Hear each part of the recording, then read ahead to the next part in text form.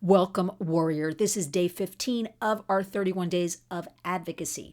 January is National Human Trafficking Awareness and Prevention Month, and I want to bring you a little bit of a nugget every day of information that's easily absorbed, easy for you to understand, and easy for you to share in your platforms. So thank you. Thank you for joining us and being a supporter.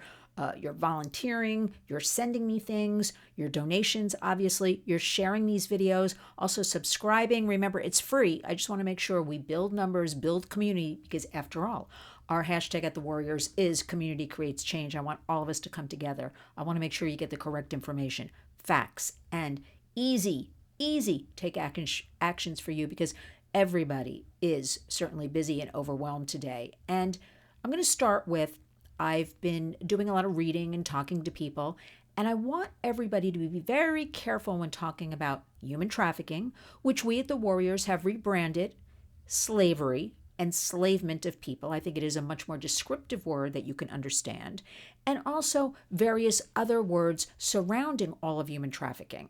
As I've pointed out, I have never been trafficked or exploited, and with that, I feel so lucky because this predation is escalating not only today, but we have people coming forward or interviews I've done where this has just been going on and it's been all around us. And today it's certainly all around us. And with the advent of the internet, we are getting more headlines every day delivered to our inboxes. We see things, we hear things.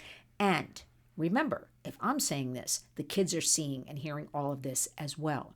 So I want to be very careful when we are talking about this whole issue of slavery, that we very age appropriately address it, that we're very clear on facts and truths, and we just don't repeat something that somebody online may have said because perhaps they have, 100,000 likes or something like that. Let's get away from looking at that. There are so many great resources out there that you can utilize. Please go to lynswarriors.org. Look at who we are partnered with. Look at who we support under that tab of partnership.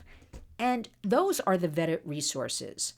I also want to say we can do none of this work without the voice, without the experiences. And I don't even like that word experiences. So let me think of a better word.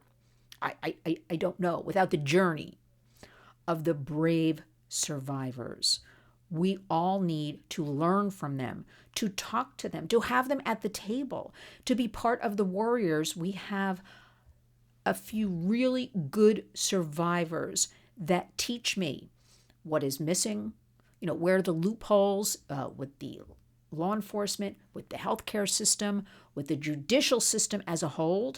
Why, after all, I was just talking to human trafficking survivor, as she brands herself, Sherry Lopez. And you can find that interview on the Warriors channel right here. And she was explaining to me that in her state of Arizona, for instance, if, as an example, let's say a 14-year-old girl is taken out of a trafficking situation. I don't like the words rescued and saved. I just don't like them because we know that this is a lifelong trauma, a lifelong journey. So we'll say taken out of, gets away from, escapes, whatever you want to say. And in that interim, to get her to, as an example, a safe house, a teen now, a minor, there's paperwork, lots of paperwork, whether it's on the side of healthcare, law enforcement, the safe house, the organization, the nonprofit, the church, whoever's involved in any of this. And that transition period, because of all this red tape, can take upwards of 30 days. And where in Arizona do they put these teens, these minors, children? Right now, they put them in children's detention centers. Now, I don't think I have to go into too much explanation of how this would further harm and traumatize a young person, a child, a teen, right?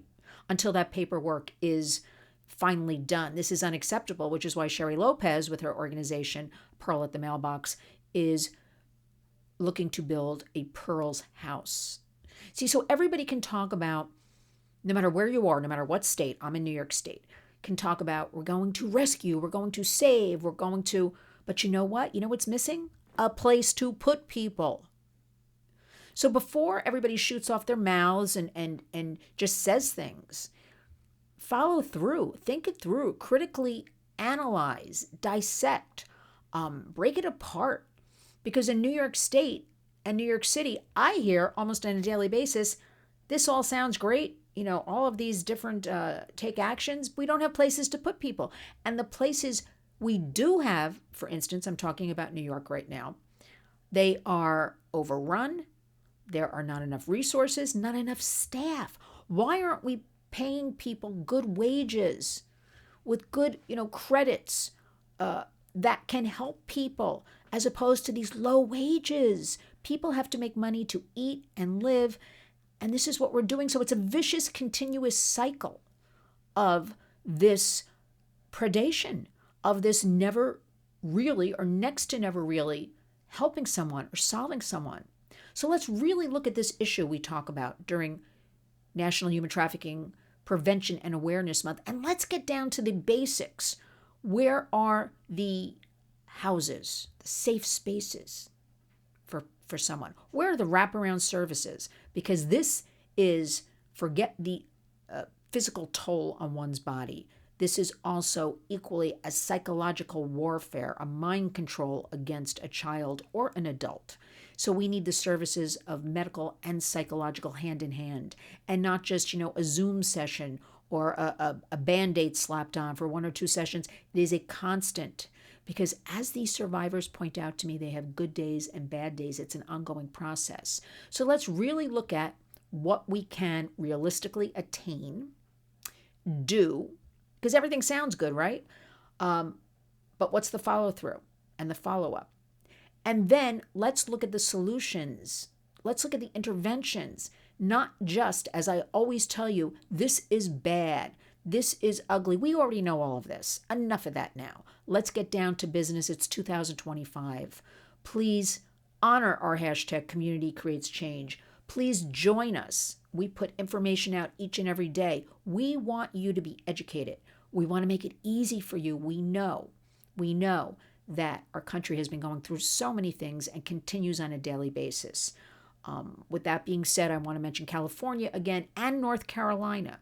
Please pray for these victims. Please do whatever you can do. Please be a part and be aware of that. And with that, reassure your children always how to talk to your kids about these disasters. They're safe with you, and they're loved, and these things do happen. Age appropriate. We don't want to overly scare them. Teenagers, you can go into more depth, as you know, but just reassure them. Even if they don't bring this up, I guarantee you, again, they are seeing things on their devices. So you be that leader. You be that warrior. You get in there with the reassurance. And you make up your mind in 2025 that you will join us, because our precious children, our future adults and leaders, are being preyed upon. And this is not acceptable. This will not continue. And we will help those who have already been involved in this and have gotten out, or they need a way out. We must come together. We must honor our warriors. Hashtag Community Creates Change. LynnsWarriors.org for information and take actions. And each and every day when you wake up, go out and be a warrior.